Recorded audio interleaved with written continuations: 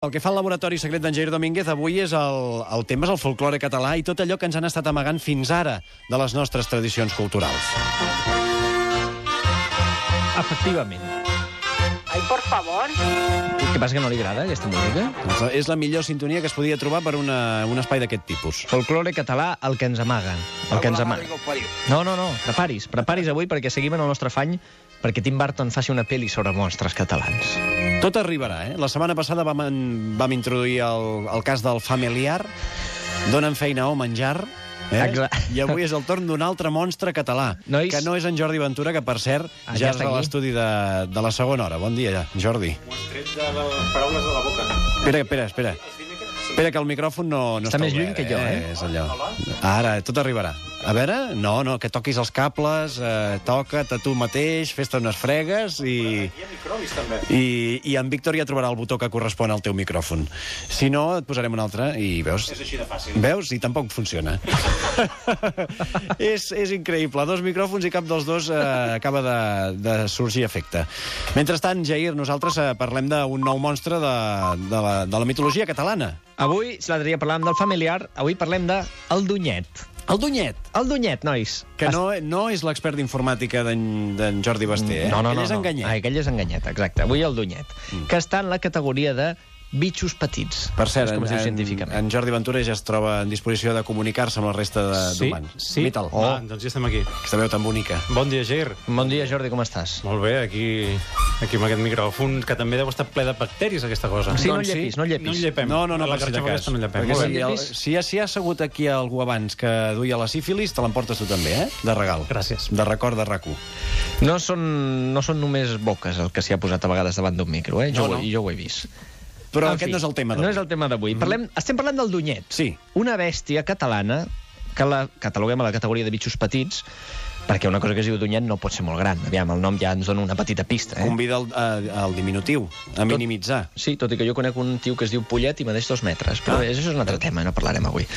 En aquesta bèstia se l'ha vist a la Franja de Ponent i al País Valencià, també. És a dir, que el compartim. Ho compartim una mica amb València. Sabeu que no tornaré a dir allò de països catalans mai més, perquè un dia se'm van tirar la jugular. No, és que jo després hem de parlar de València, no sé si hem de dir País Valencià, No, jo- a veure, València, territori txè, és que no sé què haig de dir per no ofendre ningú. He vist, hi havia diverses opcions, Per Hi havia exemple... diverses opcions, Les terres catalanoparlants del sud. Perdone? Però millor que no ens mullem tant, En fi. Descripció policial del Dunyet, que és el que voleu vosaltres. Doncs Perquè, atenció, el Dunyet porta faixa i jaqueta... És català. Sí. I un mocador al cap amb un picarol a la punta. Amb aquesta descripció, atenció, Se morirà segurament. a part de que es morirà segurament, podria O el tractar-se... mataran, depèn de com. Depèn d'on es fiqui. Oi que podria tractar-se del guitarrista de Mago de Oz? Doncs sí. El que passa és que el Dunyet medeix 2 metres i no fa tanta pudor, segurament, com aquell senyor. Perquè aquell senyor li fa por els microbis que hi ha a la carxofa de la dutxa. Sí, No que per li altra fa por. cosa. És de tan net que fa pudor, aquell senyor. Val. Es veu que si no et dutxes mai de la vida, Sí. acabes fent bona olor. És el cas d'en Dalí. En Dalí no es dutxava gaire sovint, però no feia pudor. A veure, jo quan el vaig veure feia olor, Home, però tu quan el vas veure, que estava viu o mort? No, estava mort. D'acord, doncs. No ens desviem del tema, que avui estem tractant un monstre català com és el Dunyet. En Josep Maria Dunyet. És possible, no descartem que sigui el cognom, A veure, altres trets diferencials. Ja hem dit com vesteix, que vesteix amb faixa, jaqueta i un mocador al cap, amb un picarol per avisar. Sí. Atenció, els Dunyets viuen a les cases de la gent modesta. Avui en dia què entenem per gent modesta? Classe mitja normal. Mitja baixa. Mitja baixa. Mitja baixa. I tenen una memòria molt limitada. El Dunyet, no la gent modesta. És a dir, si surten de la casa, ja no saben com tornar a entrar. Els hi passen unes coses, aquests monstres catalans. Hi ha molta desgràcia, fixeu-vos, Fixeu-vos que tots tenen un petit problema.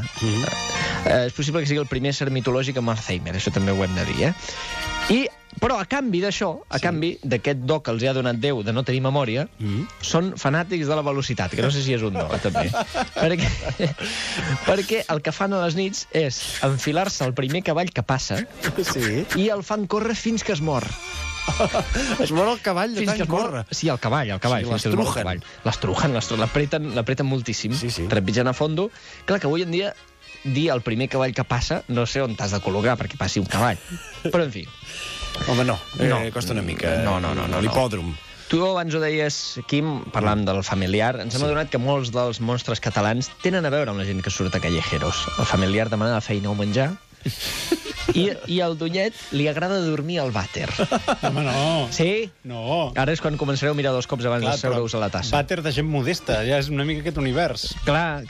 Suposo que abans es ficava allà dintre el forat, a la latrina, amagat entre la porqueria, ara no sé si en una tassa de porcellana hi cap un Dunyet, Recordem que fa uns 50 centímetres. Escolta, que ara, avui en dia, els lavabos són més macos que el menjador, Ara et fan unes virgueries al lavabo que no m'estranya que hi vulgui viure un Dunyet. Sí, i si han descobert els jacuzzis, les banyeres, potser te'l trobes allà apalancat ja amb el picarol, la faixa i la jaqueta, en fi, no ho sé. Por el tiempo que me queda en el cometa me cago de... Segurament és el que pensa el Dunyet, perquè si surt de casa recordem que no sap tornar a entrar. Delictes que se li coneixen. Atenció, per exemple, hi ha una llegenda fosca. A la comarca valenciana d'Horta, un Dunyet, atenció al que va fer, va canviar de lloc tots els pots i les olles del rebost d'un pagès. Noi! Això no era un Dunyet, era un borratxo. Perquè una de les coses de la persona tílica és l'afany per canviar coses de lloc. És això, saps? Et lleves l'endemà i dius, però què fa tot el piano a la cuina? Exacte.